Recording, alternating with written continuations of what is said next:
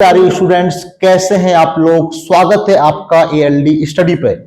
इस वीडियो में हम लोग बात करने वाले हैं कि आप लोग अपने बोर्ड एग्जाम में ऐसी कौन सी मिस्टेक्स हैं जो नहीं करेंगे, जिससे आपका रिजल्ट क्या होगा, बूस्टअप होगा। यूपी बोर्ड एग्जाम आने वाला है, सीबीएसई बोर्ड आने वाला है और बाकी सब बोर्ड एग्जाम आने वाले हैं। आपकी तैयारी बहुत जोर शोर से चल रही है, इस बात को भी हम मानते हैं। तो इस वीडियो की शुरुआत के पहले एक उमंग, एक जोश भर देने वाली शायरी राहत इंदौरी साहब की है कि सुनिएगा कि राह में खतरे भी बहुत हैं मगर ठहरता कौन है। राह में खतरे बहुत हैं मगर ठहरता कौन है। मौत कल आती है आज आ जाए डरता कौन है।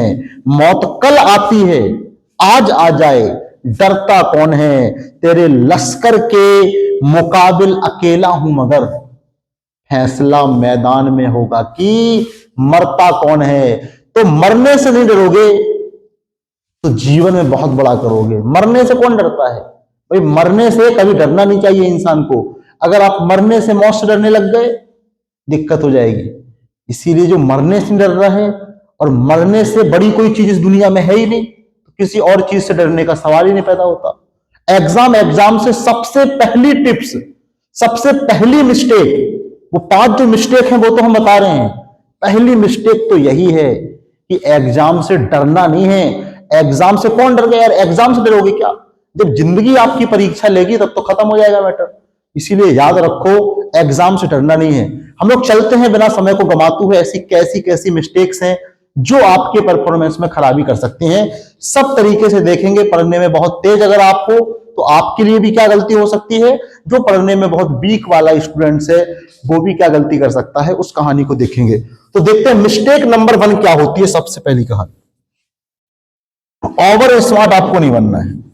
अगर आप एग्जाम हॉल में गए और खूब बोल रहे हो, बतिया रहे हो, ओवर स्मार्ट बने हो, एग्जामिनर ने आपको डांट दिया, आपने उससे चिल्ला दिया कि अरे आप क्या होते हो, कौन होते हो उनको डांटने वाले। अगर ओवर स्मार्ट बनोगे तो एग्जामिनर की नजरों में आप चढ़ गए। आप छोटी सी मिस्टेक करोगे ना, वो आपको टेंशन दे देगा, तनाव दे देगा, डांट देगा। मिस्टेक करोगे, थोड़ी सी कुछ गलती करोगे, वो आपको बहुत टेंशन दे देगा। आपके अंदर भी एक डर सा हो जाएगा कि अगर हम कुछ भी करेंगे वो हमारे ऊपर चिल्ला देगा या हमको बख्शेगा नहीं। वो किस लिए हुआ है? क्योंकि आपने एक दुश्मनी मोल ले ली एक अनजान व्यक्ति से जिसके बारे में आप जानते भी नहीं थे। एक बात हमेशा याद रखो बेटा, जो एग्जामिनर दिलवा रहा है ना, वो एक टीचर है, प्राइवेट टीचर है, और वो अपने जीवन से खिसियाया हुआ है। हाँ, हकीकत है। हर कोई अरुण पटेल थोड़ी होता है कि जो अपने पढ़ाने को एंजॉय कर रहे हैं। नहीं, मैक्सिमम टीचर अपने जीवन से खिसियाए हुए हैं। अगर गवर्नमेंट स्कूल में गया है तब भी खिसियाया है वो। इसीलिए याद रखो, वो टीचर है, उसको रिस्पेक्ट करो। जाते एक बार नमस्ते कर लो, एकदम खुश हो जाएगा वो कि अरे अनजान व्यक्ति ने नमस्ते कर लिया, एकदम उसका ईगो सेटिस्फाई हो गया। प्रेम पूर्वक जाकर के आराम से एग्जाम दो। बहुत ज्यादा ओवर स्मार्ट बनने के चक्कर में बहुत बोलने की आवश्यकता नहीं है, बहुत चिल्लाने की, बहुत होशियारी करने की आवश्यकता नहीं। आप अपना एग्जाम दो, ठंडे दिमाग से एग्जाम दो। पहली मिस्टेक आप करोगे कि अगर आप ओवर स्मार्ट बनोगे, आपके लिए कोई क्या करेगा, एक्शन लेगा या आपको तनाव देगा, जो टेंशन आपके कुछ क्वेश्चन में मिस्टेक कर सकती है। पहली आप मिस्टेक नहीं करेंगे, आप एग्जाम हॉल में स्मार्ट नहीं बनेंगे। नंबर टू क्या है मिस्टेक? क्वेश्चन पेपर को बिना ध्यान से पढ़े शुरू ना करें।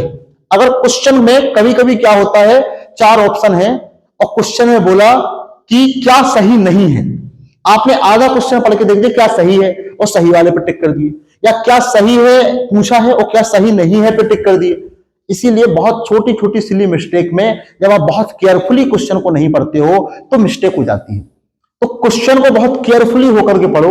जो एक्स्ट्रा 15 मिनट का समय मिलता है उसमें तो हम एक्सपेक्ट करते ही हैं कि आप उसको क्या करोगे, पूरे पेपर को एक बार पढ़ोगे और जो जो क्वेश्चन सही है उन पर टिक कर लोगे। क्लियर है कहानी? क्वेश्चन को बहुत केयरफुली होकर के पढ़ो, जो क्वेश्चन आ रहे हैं उनको अटेम्प्ट करो। ये वाली मिस्टेक आप नहीं करेंगे। बहुत ध्यान से पढ़ें, बहुत ध्यान से नहीं पढ़ेंगे तो दिक्कत हो जाएगी। दूसरी मिस्टेक, अपनी एनर्जी उन क्वेश्चंस पर लगाओ जो आ रहे हैं।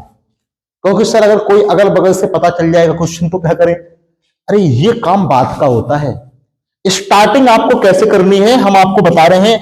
अगर आपके क्वेश्चन पेपर में कुल 30 क्वेश्चन हैं, आपने जो 15 मिनट लगाया था 15 मिनट लगाया था क्वेश्चन पेपर को पढ़ने में, आपने टिक कर लिया कि हमको 20 क्वेश्चन आ रहे हैं और 20 क्वेश्चन एग्जैक्ट आ रहे हैं, इनमें हमें कोई भी मिस्टेक नहीं है।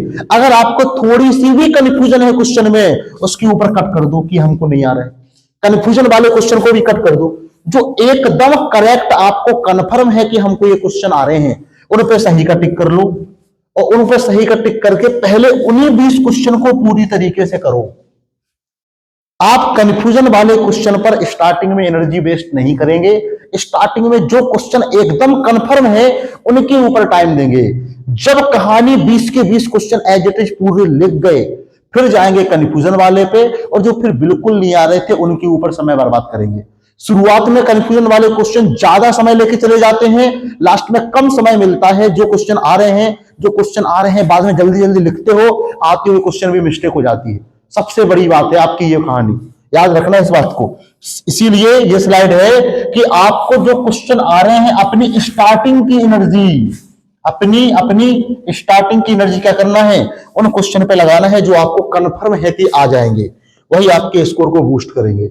और आंसर बहुत ज्यादा लंबा या छोटा ना लिखें। ये उन बच्चों के लिए है जो बच्चे थोड़े से वीक बच्चे हैं।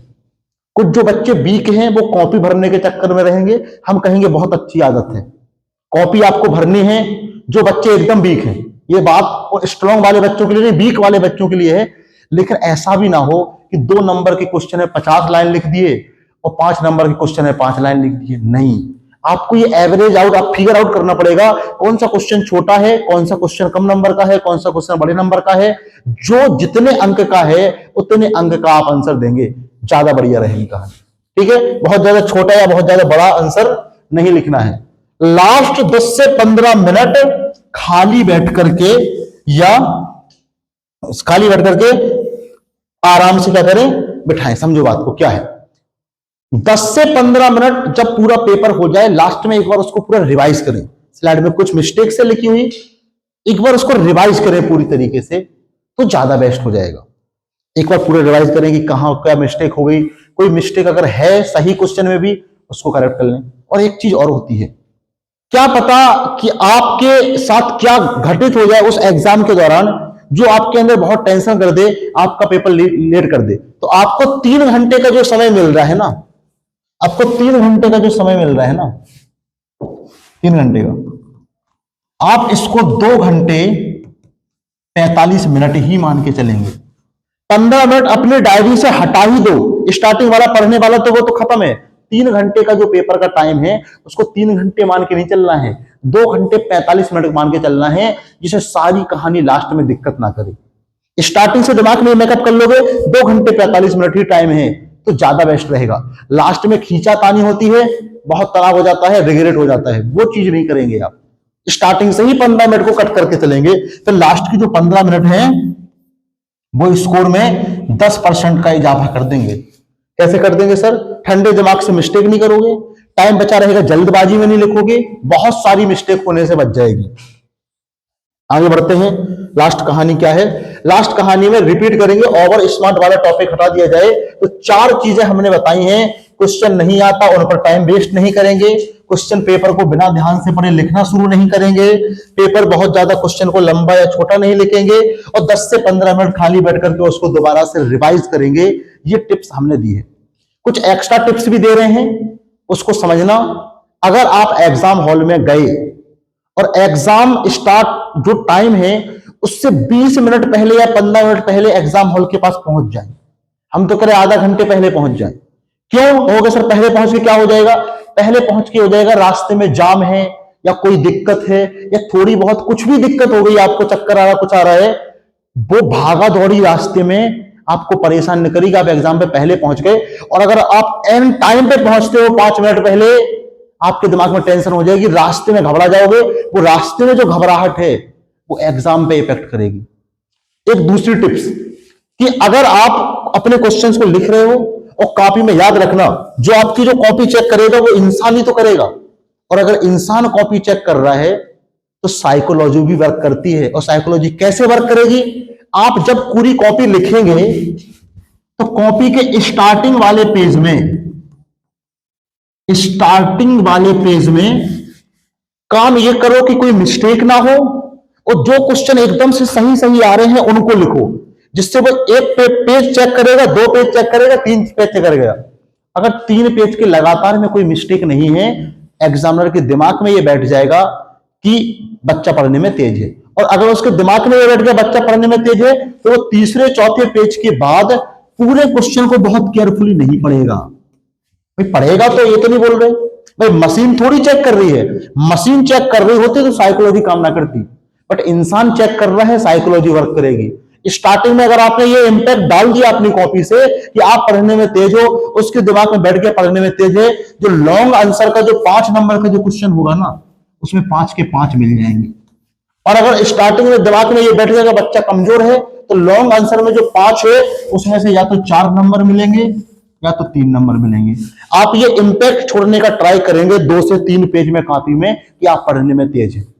और वो तभी हो सकता है जब बहुत साफ सुथरे तरीके से और बहुत बहुत सही तरीके से, बहुत अच्छे पैटर्न में आपने अपने क्वेश्चन का आंसर लिखा है। इस बात को याद रखना। ये कुछ बातें थी जो आप अगर अपने एग्जाम में फॉलो करते हैं तो बूस्ट होगा, स्कोर खराब नहीं होगा। ठीक है, तो बस आज के लिए इतना ही।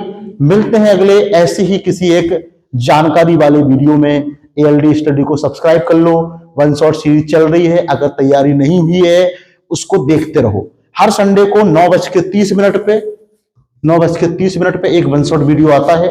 1-2 1 शॉट वीडियो आ भी चुके हैं और आएंगे। इंपॉर्टेंट क्वेश्चंस के वीडियो भी आएंगे, इंपॉर्टेंट टॉपिक्स के वीडियो भी आएंगे, इंपॉर्टेंट डेरिवेशन के वीडियो भी आएंगे। आप लोग जुड़े रहें, ALD स्टडी के साथ बने रहें, हंसते रहें, मुस्कुराते रहें और तहलका मचाते रहेंगे। Bye bye, take care.